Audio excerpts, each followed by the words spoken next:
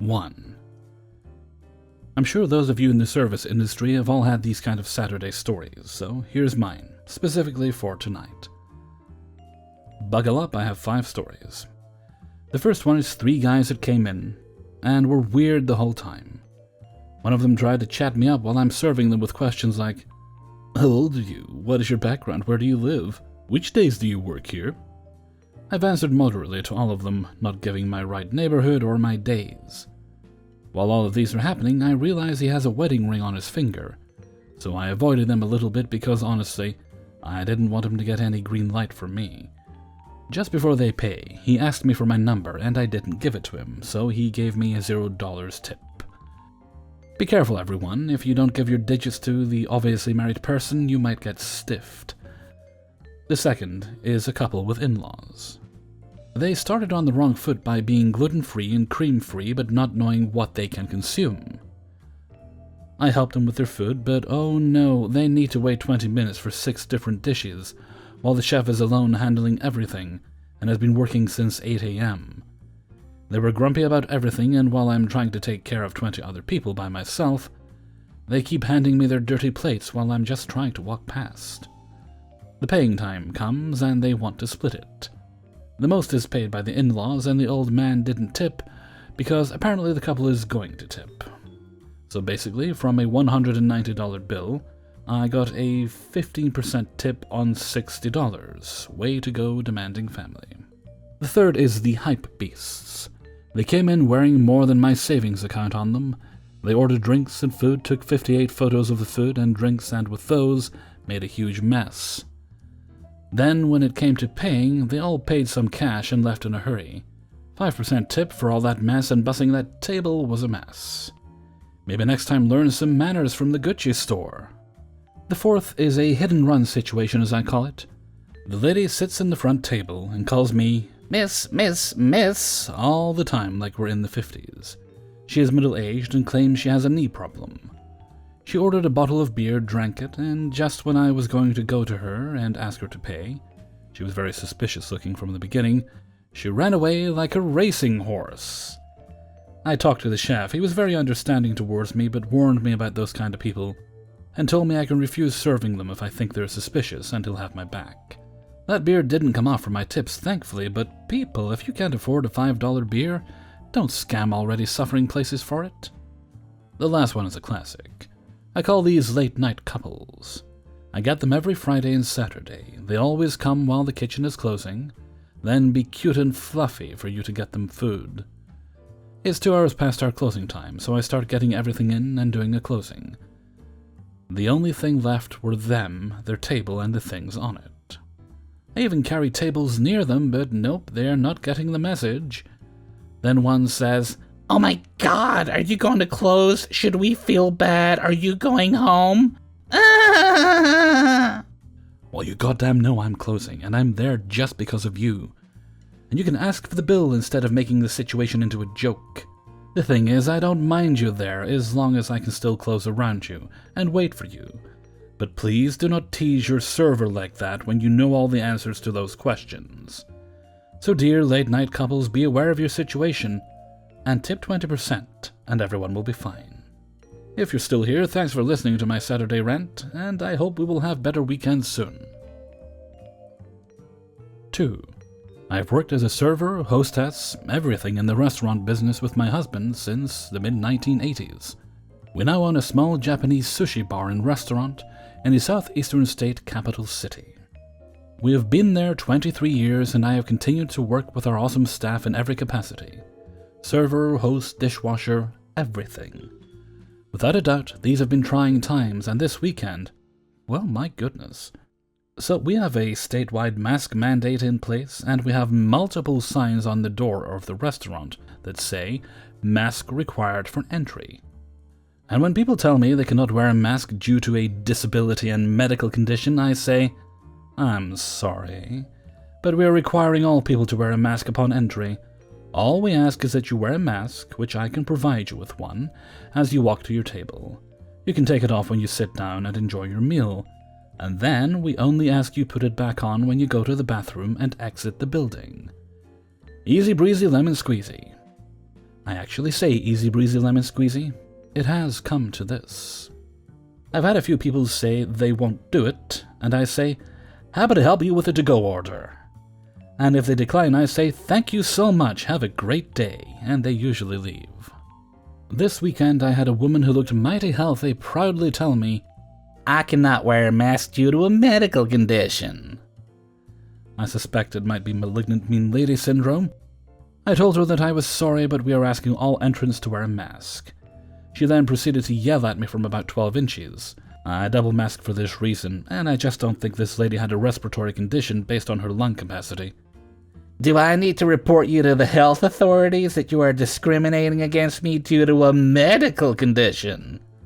So at this point I get distracted, imagining her putting out some kind of crazy lady bat symbol into the sky, and a public health official coming in on a Chinook helicopter and rappelling down into the parking lot. Again I say, I'm sorry ma'am, but we are asking all of our customers to wear a mask upon entry. She storms out into the parking lot, and her slightly normal friend, that is a generous assessment, puts her name on the waiting list. As they're standing in the parking lot, looking angry, I do stick my head out and say, really, it isn't that big a deal, just put it on and come in. Look at me. I'm older than dirt and I wear one and I'm doing fine. Other customers were waiting outside and gave them both the stink eye, so I just thought they would leave. Oh no. So they stick around and we get a table and I page them. Deep breaths, praying for guidance. I had the masks in hand and really tried to be ridiculously upbeat. Come on, this will be a walk of 10 feet, and then you're going to have a great dinner. This is going to be great. Crazy lady was muttering, I don't have to do this. But then she did. Then after I seat them at the table, they want to sit at a tatami booth-style table because it is less close to other people in the dining room. Help me, higher power! Help me, higher power! Honestly, I have called the police and done a trespass request on other customers that got disruptive, but I just kept saying, grace, give grace, take the high road. When you get down in the mud with someone, you both just get dirty. When I later told one of my adult children this story, he was in the military, he told me, no, Mom, when you get down in the mud, you occlude her airway and drown her. Winning ain't pretty business. I love my kids so much. So they left and life went on. I hate everything about this on so many levels, because I had a dozen wonderful customers who were so incredibly positive. Yes, we are so happy you are open. We will gladly wear our mask to the table. Happy to do so. Let's get this corona thing done with. But even after all these years in the business, one miserable, toxic, rotten person can just make me forget all the good people out there. So all the great servers out there, hang in there. There are good people out there. You make a difference. I always tell our staff, you aren't just a server. You're in direct sales, customer service, counseling, students of the human condition. You are awesome. Keep the faith and hang in there. Winter is coming, and maybe some of the dwarps will go away. 3. This happened over a month ago. I work at a small sports pub, and our capacity is 50% currently. We are the only liquor establishment open in our town, so it's very busy on weekends, to the point we have wait lists for hours. It was a Friday night, and we were at capacity, and had a wait list. There was a semi-regular guy there who we've had issues with in the past, and he was at a table but wanted to sit at my bar. My bar was full, basically all night. I got 2 customers. My 2 I had sitting there left, and we had a wait list still at 11 p.m. There were 2 guys sitting at a 6-top that were going to move to my bar to seat a group of 6 waiting outside. The guy wanting the seat at the bar was at a 4-top and had made friends with the guy sitting at the table next to his. We figured he was happy there. There was a 2-top that opened up right around this time that was on the other side of this guy's friend. So the waitress asked him to move over so we can seat a group of 4 where he was. He proceeds to yell at the waitress and make her cry. She came to me and asked me to deal with him. I took his bill over to him to get him to clear up and leave, as we don't tolerate abuse like that from customers. He proceeds to flip out on me, saying that all of us are liars and that he will call the owner. He used my favorite line, in fact. "I know the owner." "Guess what, you dink? The owner writes my paychecks." I explained to him why we were moving people around as we did the wait list, but he didn't want to hear it. He said he wanted to finish his Bellini first. I told him he had exactly 2 minutes to finish it, and I would be back over to take payment, which is what I did. He wouldn't pay me at his table, but insisted he pay at the till. All right, whatever. He paid and loudly proclaimed, "And no tip for you for your bad attitude." And I couldn't help but laugh. He left after, making it very clear he was friends with the owner and would be calling him to have me fired. I spoke with my boss the next morning, it was related to a fight we had later that night, and informed him of this situation. I kid you not, my boss said, "Good. I hope he called me so I can personally tell him not to come back." This customer has refused to listen to our rules, been an asshole to all of us, and acts like he is BFFs with the owner.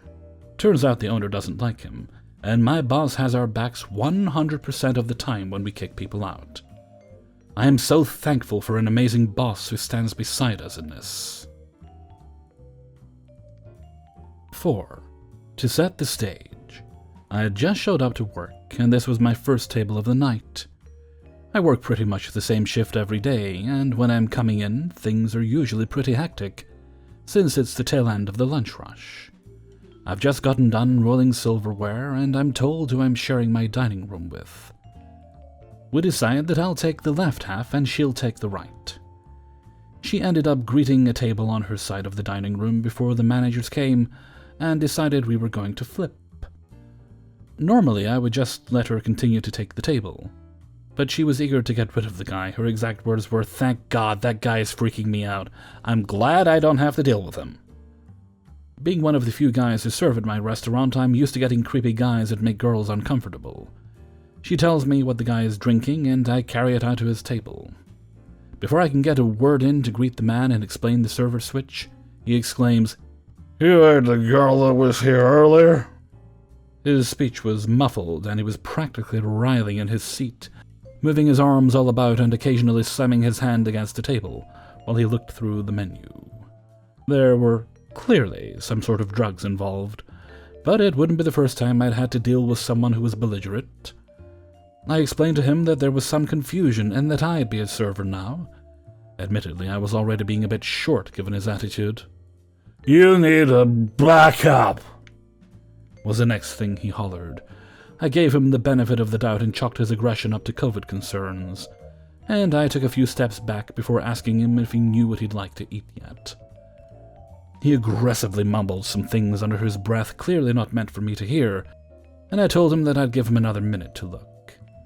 The entire time he is continuing to hit his hands against the table, writhe around in his chair, and now to slam his glass aggressively down on the table after every drink. I walked away and found the manager. I knew to deal well with belligerent guests and told him my concerns. He assured me he'd keep an eye on him. Before I could make it to the window to see if I could run a tray, this manager informed me that the guy was apparently ready to order, and he'd been walking around the dining room. I returned to the table and he ordered, taking a long time to look despite his insistence on ordering right then. In my periphery, I see that I've been sat again at a table right next to his. Once I'm done taking his order, I take a second to grab the drink order for this other table. It's a family of 4, and they are visibly concerned by the man sitting roughly 6 feet away from them. Before I'm even done grabbing their drinks, the man yells at me from his seat that he "Need another table." I hear him, but continue taking my current table's drink order. He repeats himself as I'm writing down the last drink, and I assure him that I'll see what I can do. My manager has been watching him the whole time. As he'd admit to me later, was looking for a reason to get this guy out of there. I tell him that the guy wants another table, and he walks over to him. Knowing the manager, he happens to be my favorite. I don't even ring the guy's food in because I already know he will not be dining with us today. Sure enough, when I return to the dining room with the family's drinks, the annoyance is gone. But the final reason he was kicked out is what came as the biggest surprise. I was told later that my manager approached the guy calmly and asked him why he needed another table. The guy didn't really reply and just kept repeating his demand, The manager asked, "Is the table too small? Is it in a bad part of the dining room for you?" The man said he wanted to be sat over there, gesturing the next dining room over. My manager informed him that he would have a different server if he went into that dining room. The rest of the exchange, I'm told, went like this. "Yeah, that's it. That's what I want, another server." "Why do you want another server, sir?" "Because I ain't gotta be served by nobody who's gay." Apparently at this point, someone in the dining room said, "What?" loud enough for my manager to hear. After a short pause, my manager responded, "Sir, not that it matters, but his wife is actually in the kitchen right now, and I assure you, you will not be served by anybody in this restaurant today, because we do not tolerate this behavior here." The usual kicking a guest out exchange ensues. "You can't do that. I'm a paying customer," etc. And ultimately, the man gets the last word in, proclaiming that he's glad he's leaving because my manager is gay too. My manager assures him that he's not hurting anybody's feelings, and hopefully, the door hits him on his way out. As it turns out, unbeknownst to anyone involved, our general manager had just had to kick the same guy out a few days prior for similar behavior. What's funny is that I think the guy ultimately gained me better tips from all the tables that had to witness me dealing with him. Surely more than anything he would have left me if he'd stayed. 5. Let me set the scene. It's Father's Day, the restaurant is closed. Doors still standing open for when the final couple departs. The cool new spring air is carrying in the fresh scent of the jasmine blooming in the courtyard. It has been a good shift, busy but good, as the staff mill about talking and sharing stories from the busy weekend. 2 younger women enter the foyer. "We need the bathroom," they ask. They looked rather desperate and had been rejected by the only other venue with a bathroom. There are no public ones nearby. Sure, it's not a problem. As long as they sign in, it's only a bit of water and toilet paper. Done a good deed, right? Well, no good deed goes unpunished. Now, I might have some sympathy for this woman and whatever hellstorm she had weathered during the nigh on 20 minutes she spent in that bathroom. But it vanished the instant the foul, fetid stench of her creation seeped past 3 heavy doors into the main room. This should have been a warning sign, as our toilets are fully enclosed and smell rarely travels. "Sorry," she said as she hurried out of the restaurant. "No worries, have a good night," we replied. We were still waiting on our last table, it was no inconvenience. But oh, my dear listener, how sorely wrong we were. We are situated across from a pub and a cocktail bar. We have seen more than our fair share of messes created by wayward drunks, drifting in for a nightcap of sweet and sour pork before heading home. Words escaped our poor head waitress upon discovering the crime scene, for this was akin to biological warfare. Our poor 70s-era toilet cubicle was now painted with a layer of liquid shit, smattered through vomit, streaks of ordure, indicative of a poor attempt to clean the mess, painted the tiles. The toilet seat was a Jackson Pollock, executed in shades of scat. Hurricane excreta hit our bathroom. Needless to say, scotch was on one hand and bleach in the other, to give our poor head waitress, the only one with a strong enough stomach, the courage to tackle this atrocity of fecal matter. Our COVID safety measures proved to be a minute blessing, as we had enough masks, gloves, and cleaning products to nearly wipe the existence of this offender off the planet. But no hand sanitizer will ever cleanse our minds. Needless to say, our policy on allowing passerbys to use our bathrooms is under heavy consideration. And to that woman, wherever you are, see a doctor. I don't care if it's health, diet, or illness related, because that shit, in the most literal sense, ain't healthy. Hey everybody, Hellfreezer here, and thank you very much for listening to Spinning Plates, number 113.